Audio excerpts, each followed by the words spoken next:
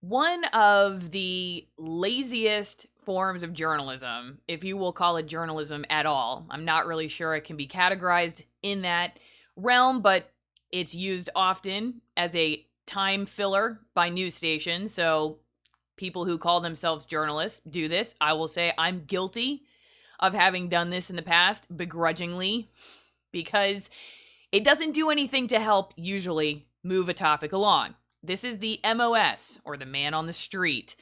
It's often used on big stories where you just want to go out and get some reaction. The problem is it's not really scientific in any way. It doesn't necessarily add actual news value. It doesn't necessarily move us forward in understanding a topic, because all you're doing is walking outside, finding any person that you come across, and whoever is willing to go on camera gets to be your authority on this particular subject.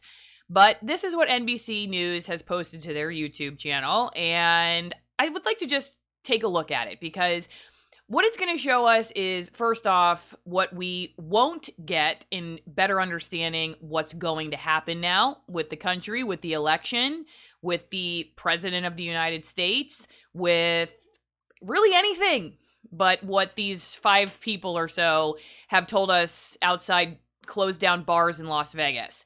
And how we've decided that they get to be an authority, I don't know. So let's just watch this real fast. The video is called Ironic and Irresponsible. Las Vegas voters react to Trump's COVID-19 diagnosis.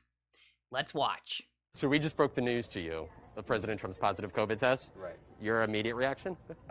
Well, he doesn't seem to be too fond of masks, so I can see that.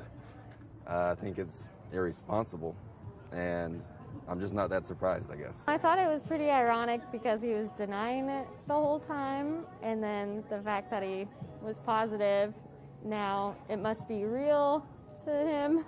And more people, hopefully, they'll start taking it more seriously. I think it's scary for our country.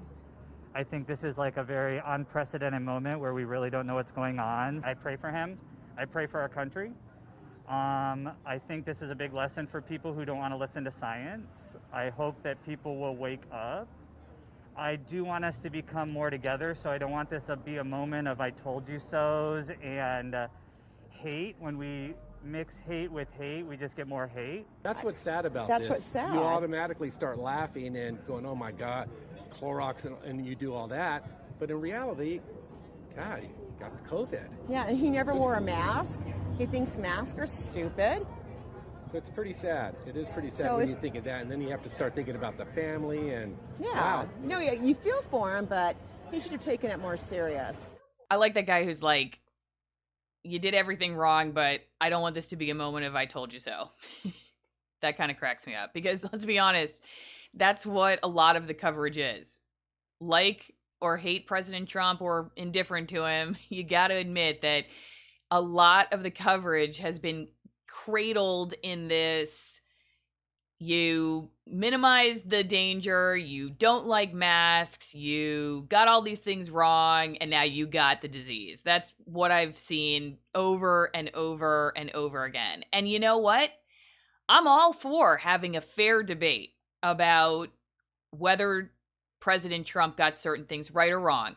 When it comes to masks, when it comes to economic shutdowns, when it comes to pretty much anything. What I find really unhelpful is news coverage where you just go outside closed down restaurants in Las Vegas and pick a sample of people who all basically say the same thing and clearly do not like President Trump. And then you sit back and wonder why the media has become so partisan as far as audiences are concerned, why people don't trust mainstream news. You have a country right now who is looking at millions of job losses, people who are not going to be able to afford their rent, people who are nervous about this virus, people who are concerned about unrest in their cities. And there's a huge election on the horizon. And I'm not saying this is the only thing that NBC News has done. Obviously, they have done other things. This is not the only video they've posted, but this to me is a waste of time. And when you see other stations doing this kind of stuff, where you're just picking a sample of people who have potentially no authority, no background. Do these people have a public health degree? Do these people have a political science degree? Or even if they don't have a degree, have they spent any time in these fields? Who do they watch for their journalism? Where are they getting their facts? When they quote President Trump or say he hates this or he's derided that, where does that come from? Is anyone holding them accountable? I mean, I thought that's what we were supposed to do as journalists, right? Hold people accountable, but we just let people say whatever they want to say. I have no clue who these people are. I don't know who they voted for. I don't know what their implicit bias is. I don't know any of that stuff. And this is just titled Voters React. Like voters just react to this. Like this is all the voters. This is an equal and impartial sampling of voters. That's not what this is. So it's funny because mainstream news journalists often make fun of YouTube. And, I'll say, as somebody who left mainstream news to go on YouTube, I think there are still a lot of people who are just like, what is she doing? And, think it's just this world of cat videos and armpit farting and people who don't know what they're talking about. And there are just no standards on YouTube. There are no standards because the gatekeepers are in the mainstream world. And so you really can't trust what's happening on YouTube. You got to trust the gatekeepers because they've got journalism degrees or they've been doing this longer and they know what they're talking about.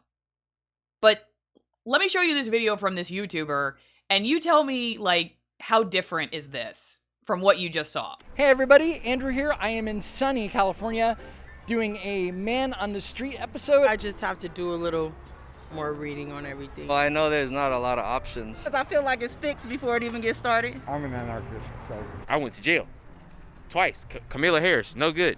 Love Joe Biden, or you just like, nah? I would say a 8. I mean, him or Trump? So that is from Don't Walk Run Productions. Appears from the homepage to be a conservative, right-leaning YouTube channel with a considerable following, 375,000 subscribers, doing a video with men on the street about thoughts on the upcoming election.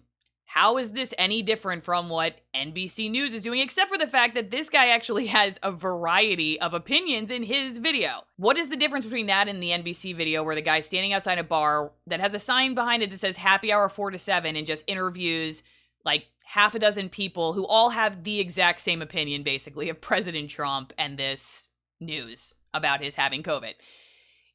This is exactly the same thing. To me, this is not a helpful use of time for mainstream media or any journalist for that matter. If you are talking about the Seahawks winning the Super Bowl, I would love to know what crazed fans are thinking because that's just fun, okay? Oh, I love the Seahawks. I want to see what somebody else who loves the Seahawks has to say about how awesome the game was. When it comes to something where you're having a global pandemic during a time of economic crisis with an election coming up on the horizon during increasing social unrest all over the country, we really need some actual good journalism. And again, I'm not going to say this is not the only thing that NBC News has put out, but if it were me and I were assigning this guy, I would have assigned him to something else. Because granted, as somebody who has done this MOS thing, who has had to go downtown and ask questions, like after the Seahawks, for example, won the Super Bowl, this, when it comes to this seriousness of a topic, is not helpful. And not only is it not helpful, but especially when your random sampling of people all have a similar political bias and say basically the same thing, which is sorry, not sorry, sorry, not sorry. It really makes the average voter who is skeptical of bias in news, whether you like or don't like President Trump, it makes them wonder, like, what's the agenda and everything else that is going on this channel? And then you have people who don't want to listen at all. And then the reporters sit back and they're like, why doesn't half the public trust us when it comes to masks or when it comes to social distancing? Why don't they trust us? Well, it's because they see stuff like that. That's why they don't trust you. That's why they don't trust you. So it's like, listen, I'm all about the debates. I'm all about getting information out there about COVID. I'm all about asking really important questions. I'm all about holding political leaders accountable, okay? I'm all about that. But let's do real journalism, especially at a time like this.